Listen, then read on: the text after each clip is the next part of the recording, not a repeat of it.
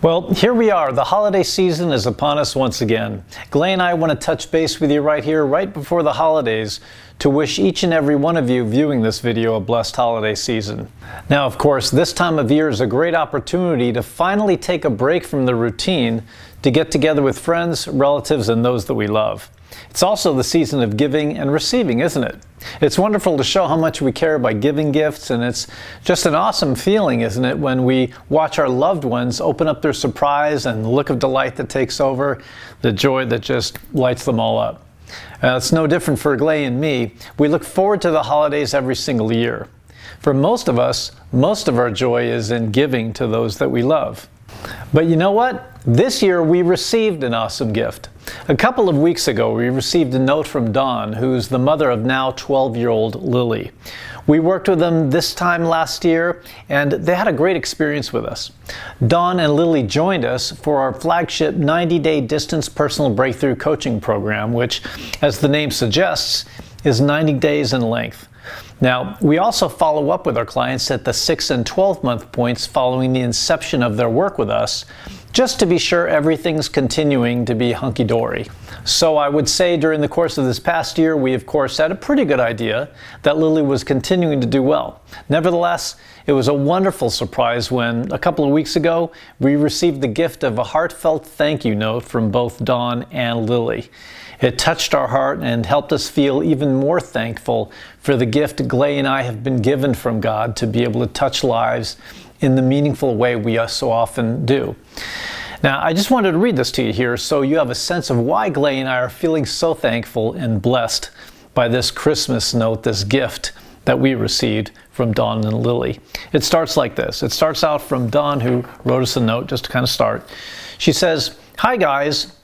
We don't know the exact date, but we knew it was about 2 weeks before Christmas that we knew she had stopped pulling for good, so we estimated it was around December 10th, which was a year ago yesterday. What you have done for our family is truly a miracle. Please know how much we adore and thank you both, and keep your family in our prayers. I've always been open about Lily's trick on social media, and Lily has always been open about talking about it, both to friends and others in person. She has Facebook, but uses it primarily as a means for cheer, as that's how her coach keeps in touch with them. But I suggest maybe she say a little something on Facebook, since I've always been the one to do so with her permission." Lily ended up writing a small essay, lol. I think 4 years of her journey just kind of poured out of her when she started typing. But I wanted to share it with you and show you a happy pic from yesterday. Many happy, healthy blessings to the Mantell family this Christmas and New Year's. Hugs, Dawn. And then what she did is, I guess she copied Lily's note here below. And here's how Lily recounts her journey with us. And it's going to take a few minutes to read to you. But, you know, if you're the parent of a young person who suffers with trichotillomania, maybe has for a long period of time, if you're a young person yourself, or, you know, again, anybody who's suffered with this, I think you're going to be able to really relate to this. So Lily says, "I have so much to say, but I don't know where to start, lol. It shocks me that I've truly gotten so far without pulling, and I'm really proud of myself for being 1 year pull-free. First, I would like to thank my family and friends for staying with me the whole way and for never giving up on me. I could never be any more grateful." She says, "I still can't remember ever having had trick or feeling the temptation to pull. I just simply enjoy feeling like a normal person. Every month or two, I take a look at my tricky book in which I had written tips and tricks for dealing with, well, trick. Whenever I look at certain bullet points, I can remember my setbacks, my tears, and my successes. I'm going to start my story at the very beginning, at the age of 7. It was just some random night when I was lying in bed, wide awake, and suddenly, unexpectedly, I pulled out an eyelash. For some reason, it just felt so satisfying that I continued to pull until all my eyelashes were gone. The next morning, I came down to hug my mom, and she stared at me for a few seconds and went, 'Where's your eyelashes?' At first, I tried to lie by saying I don't know, but then realized it was pointless. It was completely obvious that all my lashes were gone, and there was no fixing it for a long while. I felt so upset when I would look at some old school pictures and I thought I looked so stupid without eyelashes. I struggled without eyelashes for about 1 to 2 years until I moved on to my next phase, hair.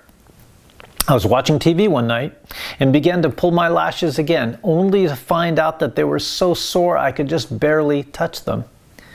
I went on to the next best thing, she says in quotes, which was my hair. I pulled away at first, not realizing that pulling my hair out was just as bad as pulling my eyelashes. About 10 minutes later, my mom comes into the room to snuggle with me and notices I'm tugging at my hair. Knowing that I had already pulled my eyelashes, she says, "Are you pulling your hair?" Like most kids would say in the same situation, I said no. I couldn't tell if she believed me or not when she came to snuggle, but when she looked at all the hair on my lap, she knew for sure I was lying. She just couldn't deal with another phase of pulling and was upset and enraged at the same time. I felt so terrible and selfish the rest of that week. Right after I thought it was over, it got so much worse. I started pulling at school, I think at 4th grade. And my mom got calls and emails from teachers wondering why I was pulling out my hair in the middle of class. There was no use in lying to my parents. I knew, but I did it anyway. It almost seemed as if I didn't care I had bald spots or not, even though truly deep down, I did care. My mom tried everything she could to help me stop pulling. She had me wear bracelets, headscarves, even wig caps. She and I joke around now and we call them black Dougs from the movie The Hangover. She got fidgets and squishies and all sorts of things to try to help me, but none of them worked. Different doctors, supplements, acupuncture, acupressure, Chinese herbal supplements, Reiki, yoga, etc. I thought nothing could get any worse until it did. In my first year of middle school, my mom got a call because of my study hall teacher, who seemed terrified when she saw me pulling my hair out in class. And yes, trichophagia too. She was not only pulling it out, she was eating it. That's what trichophagia is. She was eating the hair, just ingesting it. Actually, middle school, I think, was the only school that truly cared for my health and helping me stop pulling. All my teachers were notified that they should make sure that I didn't pull in class or my parents would be emailed or called. It was so miserable and so much worse than elementary school.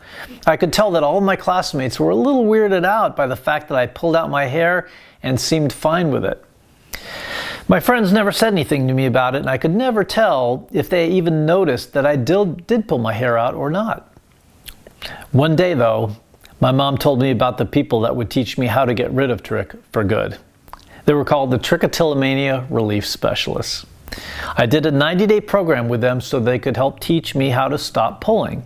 At first, my parents were very cautious about doing the program because they had no idea if it would truly work or not. But they went for it anyway. They were willing to do whatever it took to help me stop pulling. The day I met with Robert and Glei on Skype, there were lots of sad tears and tears of joy.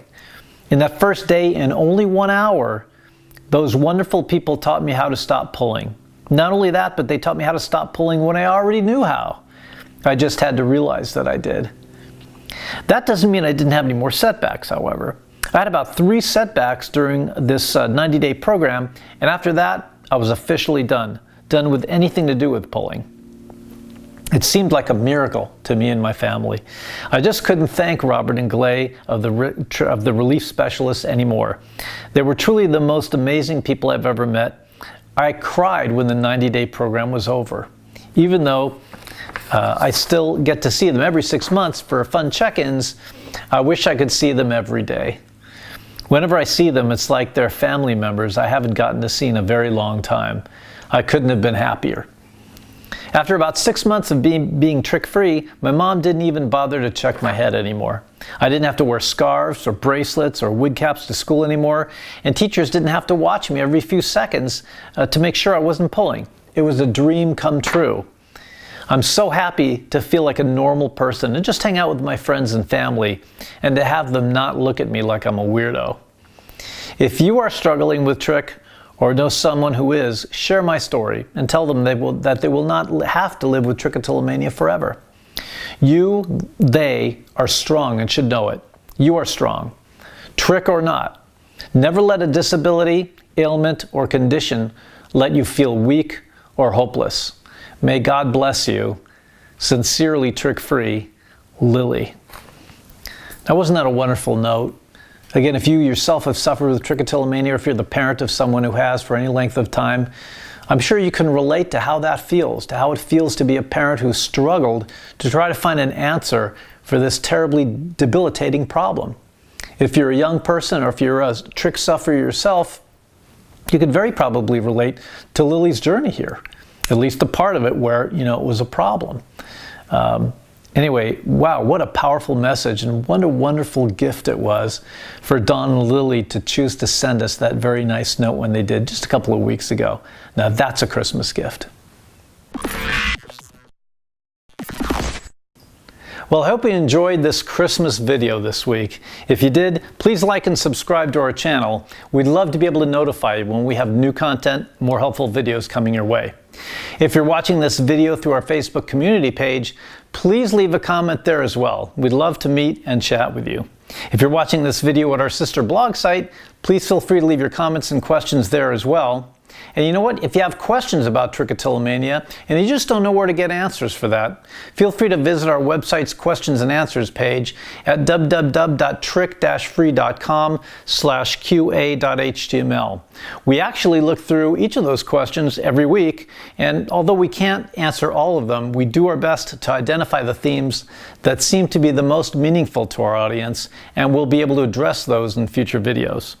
If you'd like to contact us to get some information about how we can help you or a loved one, please feel free to visit our website at www.trich-free.com, or to call us at any time of day or night, toll-free at 833-TRICH-FREE.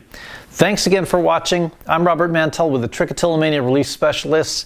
Here's wishing you an amazingly relaxing, rejuvenating holiday season and amazing trich-free week.